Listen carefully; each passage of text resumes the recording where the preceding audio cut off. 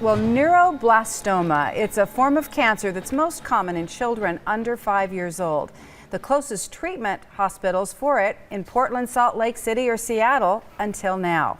KTVB's Dean Johnson joins us here in the studio to give us a look at a new procedure that's being done at St. Luke's that can help save lives. Dean, we should explain it's new for us here in Idaho.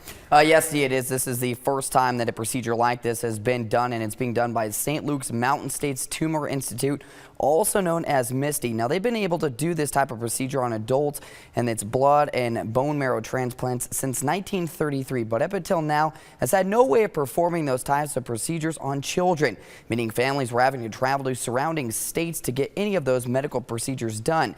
However, with the help of Dr. Nathan Meeker, those who now have to get bone marrow transplants done can do so right here in the Treasure Valley. So how's he been?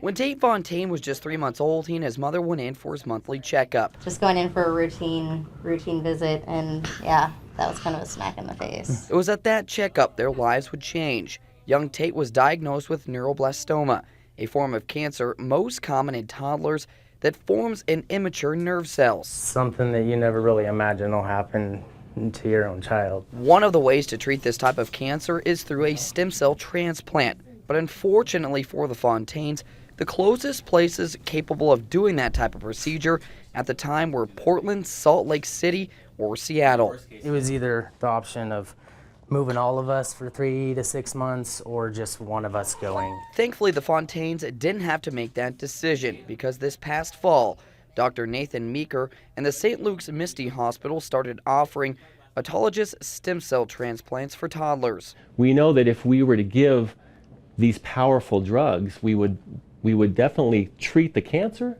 but we will also harm the patient's bone marrow.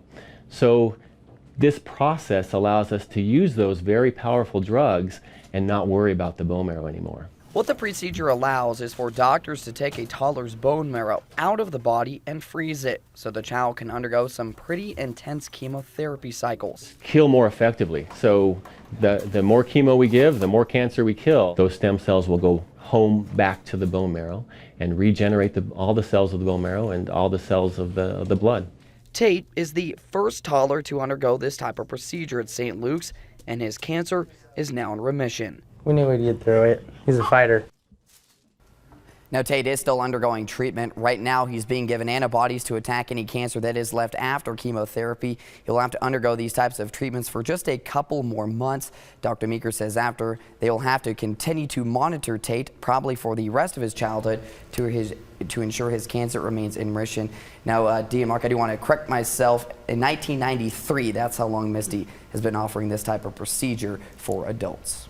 You know, it is so great to hear. I think we've probably all known families that have had to make that decision. It's so hard to be away. You need to be a family unit when you're going through something so difficult. So great news, Dean. Thank you for sharing. And you think about